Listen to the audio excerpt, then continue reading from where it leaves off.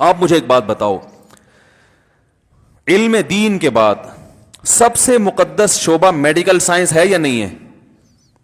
دیکھو علماء لوگوں کے ایمان کی حفاظت کرتے ہیں, یہ سب سے مقدس شعبہ. اس کے بعد لوگوں کی جان کی حفاظت, یہ سب سے مقدس شعبہ ہے یا نہیں ہے؟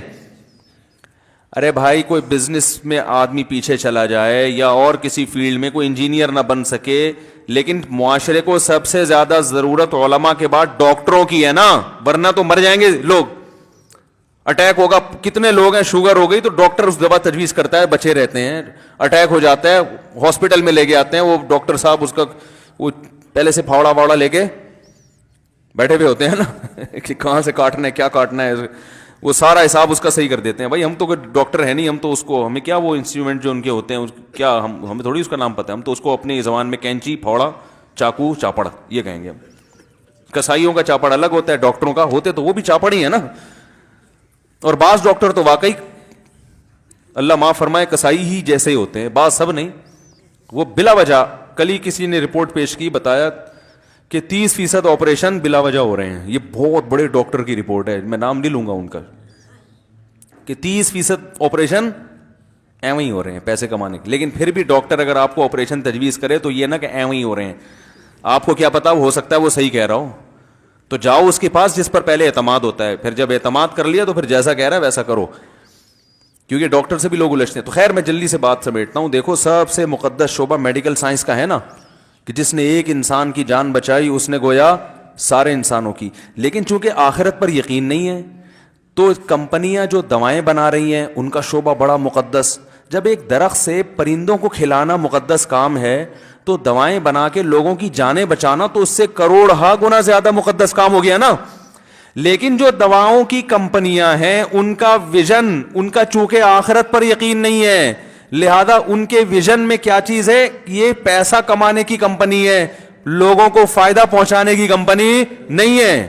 اگر انہوں نے ویژن میں یہ لکھا ہوتا کہ یہ جو کمپنی ہے پیسہ بھی کمائے گی لوگوں کو فائدہ پہنچا کے, اور پیسہ اس لیے کمائے گی تاکہ اس کمپنی کے جو شیئرز ہولڈر ہیں وہ بھی خوشحالی کا شکار ہوں اور اپنے بیوی بچوں پہ بھی خرچ کریں, صدقات و خیرات بھی کریں, اور ملک کی ترقی کا بھی سبب بنے تاکہ آخرت میں سرخرو ہو سکیں, یہ ویژن بن جاتا.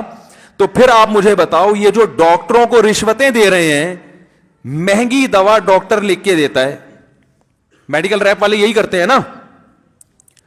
ارے یہ جو ہم جس قیمت پہ دوائیں خرید رہے ہوتے ہیں نا, ان کی اوریجنل قیمت یہ نہیں ہوتی. یہ اس لیے ہوتی ہے کہ کمپنی نے ایک سستی دوا کی قیمت بڑھائی ہوتی ہے. اب وہ مہنگی دوا بکے گی کیسے, تو ایسے بکے گی کہ اپنے نمائندے ڈاکٹروں کے پاس بھیجے جاتے ہیں, ڈاکٹر صاحب یہ 5,000 روپے کا نوٹ صرف آپ کی خدمت کی. 5,000 تو بہت کم بتا رہا ہوں, کہ ڈاکٹر کہے گا کیسے غریبوں والی باتیں کر دی مفتی صاحب نے. ہاں وہ کہے گا یہ کیسے ہماری ویلیو گرا دی مفتی صاحب نے یار.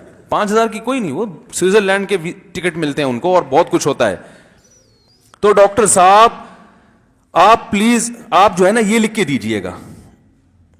کل تو مجھے ایک عجیب بات پتہ چلی ہے کہ بعض دفعہ ڈاکٹر کو گاڑی دی جاتی ہے اور یہ بتایا جاتا ہے کہ اس گاڑی کی قسطیں ہم جمع کریں گے, ہم نے بینک سے ہی گاڑی لی ہے, اتنا ایڈوانس دیا ہے, اس کی اتنی قسطیں ہیں, آپ نے ہر مہینے ہماری یہ دوا اتنی فروخت کروانی ہے.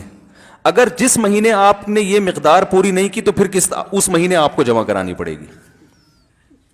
یہ ہو رہا ہے مارکیٹ میں. ڈاکٹر دیکھو درخت لگانے سے کتنا ثواب ملتا ہے, نبی نے فرمایا پرندے بھی کھائیں گے نا قبر میں, تو ڈاکٹر تو درخت سے زیادہ قیمتی چیز ہے.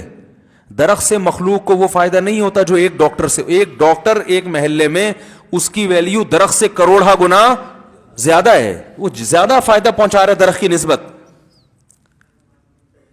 لیکن اتنے مقدس شعبے کا چونکہ آخرت پر ایمان نہیں ہے نا تو ویژن درست نہیں ہے. وہ ڈاکٹر بھی اس نے میڈیکل سائنس کا علم اس لیے حاصل کیا تاکہ میں پیسہ کماؤں, لائف کو انجوائے کروں.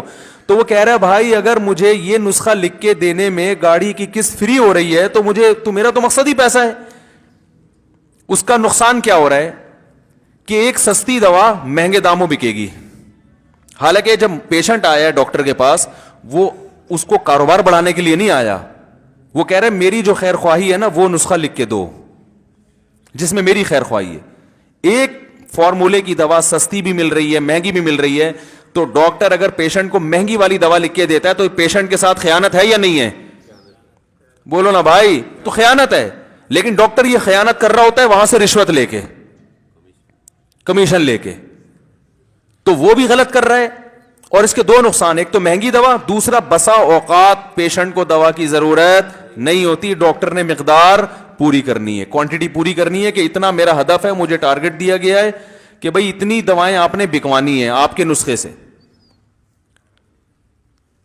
تو کمپنیاں بھی 2 نمبری کر رہی ہیں اور بہت سے ڈاکٹر بھی, سب نہیں ہوتے ایسے, نہ ساری کمپنیاں ایسی ہوتی ہیں.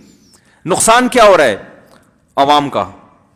بلا وجہ دوائیں کھا کھا کے ویسے بیمار ہو رہے ہیں, پیسے بھی بلا وجہ خرچ ہو رہے ہیں. وہ ایک آدمی گیا نا بلڈ پریشر کی دوا لینے کے لیے, تو اس کی قیمت اتنی تھی, وہ کہہ رہا ہے یہ تو قیمت سن کے میرا بی پی ویسے ہی ڈبل ہو گیا ہے. دوائیں کا سن کے آدمی کا آدھا بیمار تو اس سے ہو جاتا ہے کہ یار یہ کیا کروں گا میں.